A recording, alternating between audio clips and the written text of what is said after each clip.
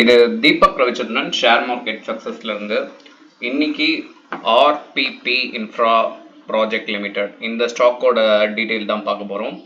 ஏன் பார்க்க போகிறோம்னா ஃபஸ்ட்டு நியூஸ். ஸோ நியூஸ் வந்து பார்த்தீங்கன்னா 1126 கோடிக்கு உங்களுக்கு வந்து ஆர்டர் கிடச்சிருக்கு. எதுலேருந்து கிடச்சிருக்குன்னா பிஹெச்இஎல், ஸோ பாரத். ஸோ அவங்க வந்து என்ன பண்ணியிருக்காங்கன்னா இவங்களுக்கு ஆர்டர் கொடுத்துருக்காங்க. அந்த காரணத்தால் இன்னைக்கு இந்த ஸ்டாக் 20% மேலே ஏறி இருக்கு. ஸோ நான் இங்கே வந்து வீக்லி சார்ட் வச்சுருக்கேன், அது பார்க்கும்போது தெரியும். ஸோ ரொம்ப நாள் கழிச்சு இன்னைக்கு வந்து பயங்கரமாக ஏறி இருக்கு.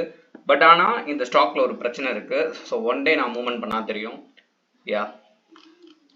ஸோ ஒன் டே பார்த்தாங்கன்னா உங்களுக்கு தெரியும், ரொம்ப நாள் கழிச்சு பார்த்தீங்கன்னா இன்வெஸ்டர்ஸ் பயங்கரமாக வாங்கியிருக்காங்க. அதாவது வால்யூம் இந்த அளவுக்கு ஹையாக அது மட்டும் இல்லாமல் என்கல்ஃபிங்கும் ஆயிருக்கு. ஸோ கண்டிப்பாக நாளைக்கு இந்த ஸ்டாக் வந்து மேலே போகிறதுக்கு நிறையவே சான்சஸ் இருக்குது தான். ஓகேங்களா? ஸோ இங்கே போயிட்டு எனக்கு தெரிஞ்சு வந்து 160 அந்த ரேஞ்ச் மேலே போகிறதுக்கான வாய்ப்புகள் கண்டிப்பாக இருக்குது. ஸோ இப்படி மூமெண்டம் எடுக்கிறதுக்கான சான்சஸும் அதிகமாக இருக்குது.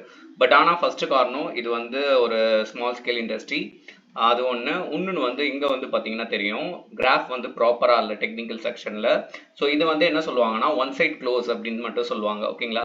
ஸோ செல்லர்ஸ் மட்டும் இருப்பாங்க, பையர்ஸ் இருக்க மாட்டாங்க. ஸோ அந்த டைம் இப்படி வரும்போது ஸ்டாக் மார்க்கெட்டில் இந்த மாதிரி கோடு வந்து க்ளோஸ் ஆகும். அங்கே வந்து எந்த பாருமே வந்து வந்திருக்காது. சரியா?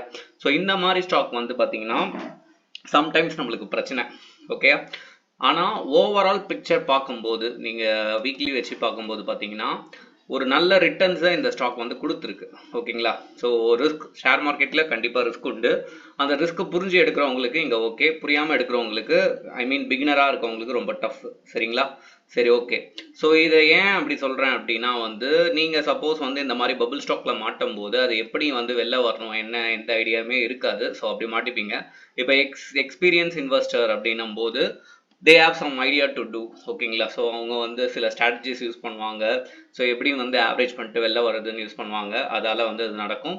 ஸோ இங்கே வந்து பார்த்தீங்கன்னா ஓவரால் பிக்சர், இவங்க வந்து ஓவரால் கேபிட்டல் வந்து 750 crores.